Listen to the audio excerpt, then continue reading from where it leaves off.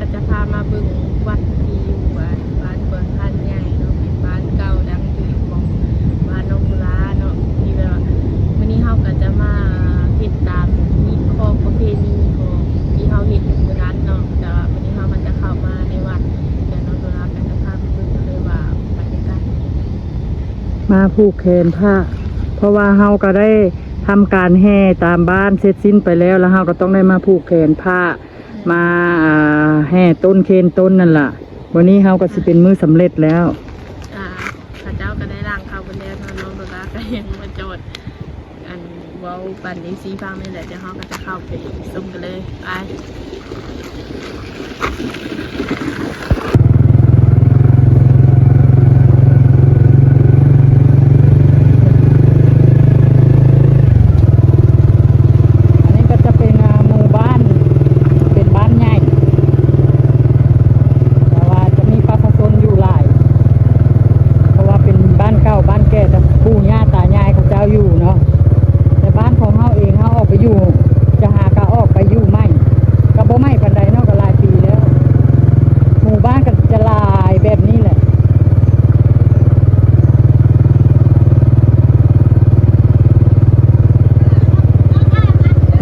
นั่งท่ายท่ายเพิ่นนี้เฮ็ดอย่างนี้อยู่แล้วบ่ไปบ่เข้าวัดเขาเป็นอะไรเป็นอะไรการไปไปฉันไปนั่นเดียวนี่ไปแล้วกันไปนะครับเปิ้นนะครับเปิ้นเด้อเด้อในช่วงนี้นะ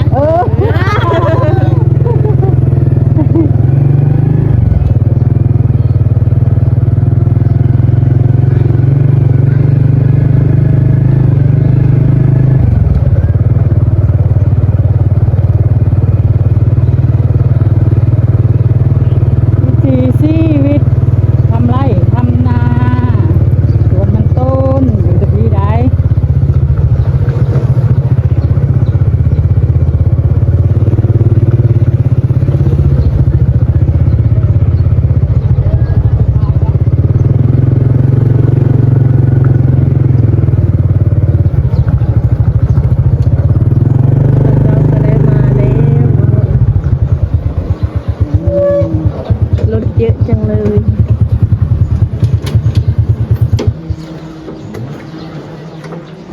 ข้าไปด้วยบ่ไม่กล้าปวดกล้า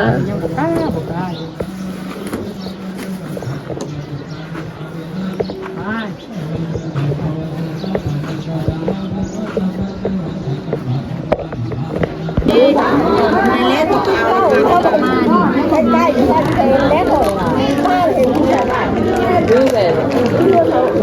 มันไปมาอยู่เลยค่ะเลยมาขยันนู้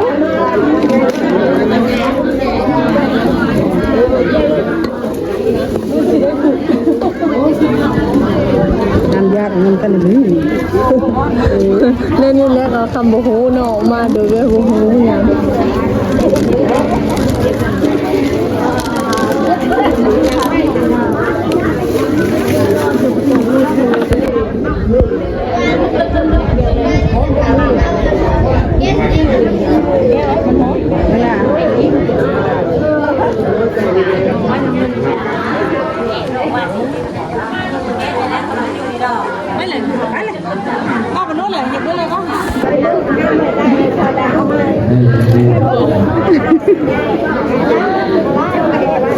ตอนนี้ก็โดราเพิ่นสีได้ใส่บาทเนาะมาแบบดูแน่เงียบยังมาไม่ได้เตรียมกันแล้วล่ะ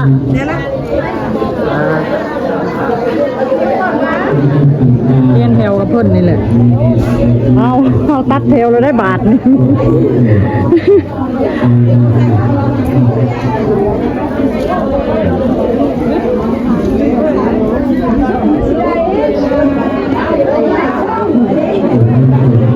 ข้าพี่ลูกThank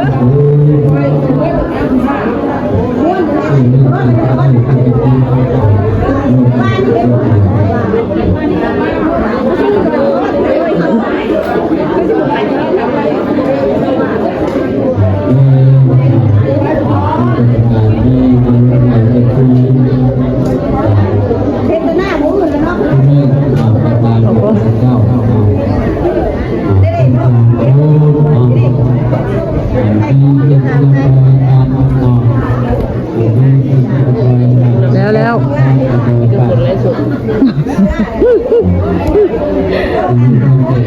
ก็จะเป็นผ้าเข้าที่เขาจะผูกแขนเนาะล่าเท้าลูกให้ไม่เข้าก่อนน้ำหลังเรา เป็นของคนนั้นเด็กแต่ต้องไล่กันไปเรื่อยๆ จ้า เป็นคนที่เทวดาที่คนหนึ่ง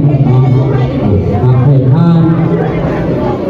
ส่วนเทวดาผู้ที่ต่อเรื่องมาเป็นท่านจะมีความแตกต่างกันได้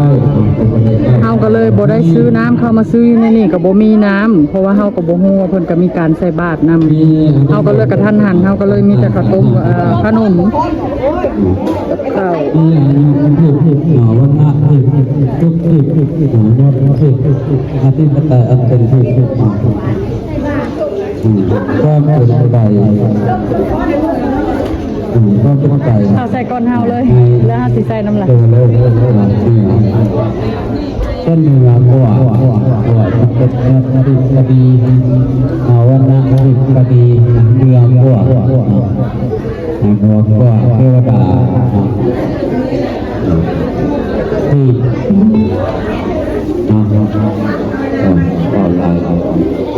มีของประเพณีก็ถือว่าเสร็จสิ้นปีใหม่แล้วเฮาก็สิได้มาใส่บาตรเทียนต้น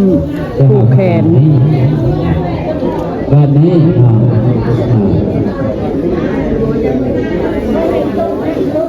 ทุกเจ้าของเทพทีเวลาเป็นไปได้ว่าถ้าเทวดาสองคนนั้นแต่ขาดได้กันไปแล้วเขาเกิดเป็นมนุษย์ซึ่งมีเสมอกันมีสัญญาเสมอกันก็วันนี้นี่ยังมาประกาศด้วยกันนี่ยังมาประกาศด้วยกันนะเกิดต่างกันก็คือมีอายุยืนกว่าวันนับถือกันดีงานกว่ามีความทุกข์หลายกว่ามีความทุกข์หลายกว่ามีความสนใจในนวดหน่อเวลาตั้งตาดูตาลายกว่าเหนือรวมทุกข์ด้วยคนทุกข์เหนือกว่าทุกข์นะเพราะว่าการในท่าที่ขัดเราได้บุญหลาและขัดเราจะได้สุดหน่อยการนำการสิ่งเขาก็ได้หยาดน้ำเรียบร้อยแล้วก้นบาดเรียบร้อยแล้วเดี๋ยวเขาจะไปหยาดต้นไม้จอไม่ได้เตรียมยังมาเลยกะทีไปหยาดหยาดน้ำใส่ในบนนั้น เฮาก็บ่ฮู้จักว่าเพิ่นใส่บาตรนำหั่นนะเฮาก็คิดว่ามาเคนต้นแล้วก็ผูกแขนพระ มึงไม่รับไปแล้วแล้วไปเลยติ ไปแล้วบ่ บ่เห็น ไปแล้วโอ้ยมันแพงไปแล้วเขาก็ไปติดเขาที่ไหนฟังคนยังบ่เห็น เนี่ยบ่เสือนะ แม่นละแม่นแน่ บ่แม่นแล้วแต่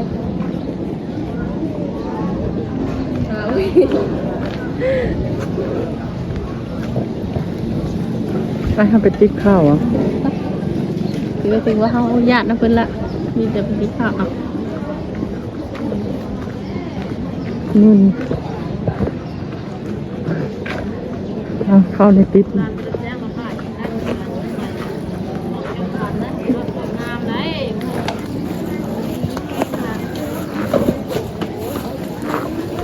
จุกา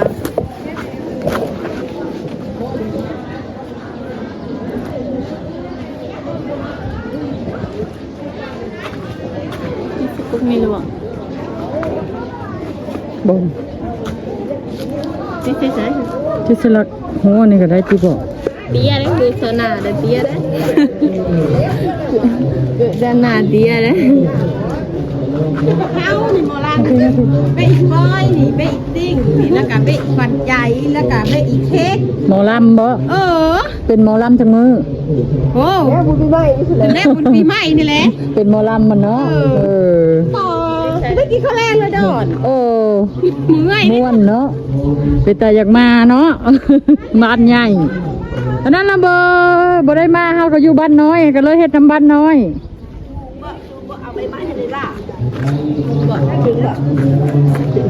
ยื้อเพิ่นนี่แหละเอาเป็นห่วงหลายๆลูกเป็นห่วงหลายๆเพิ่นสิห้องน้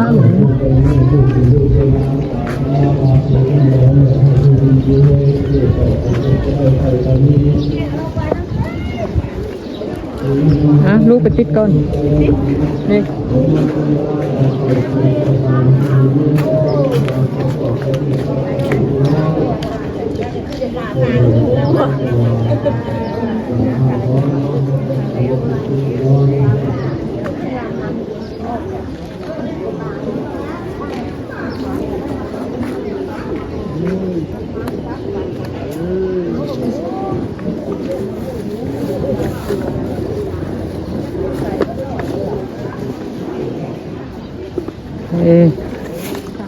ไปเขาก็สิขึ้นไปเทิงวัดจะได้ผูกแขน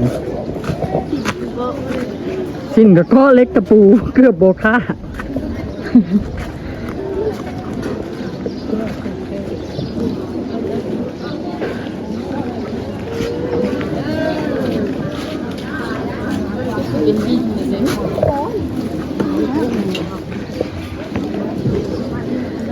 เดี๋ยวเขาก็จะได้ให้ต้นอ้อมวัดแล้ววะ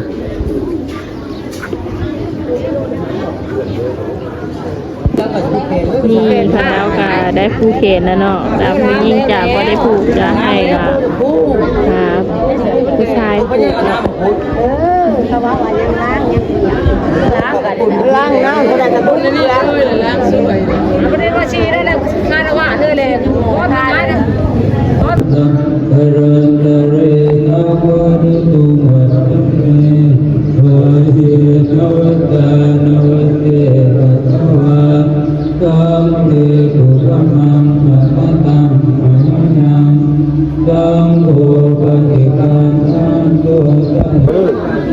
ตอนนี้เฮาก็สิได้ผูกแขนเนาะ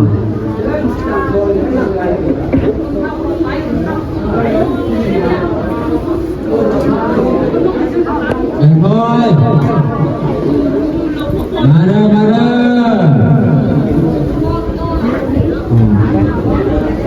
เอาทุกคนเอาทุกคนเข้ามาผมยิ่งการตอนแรกยั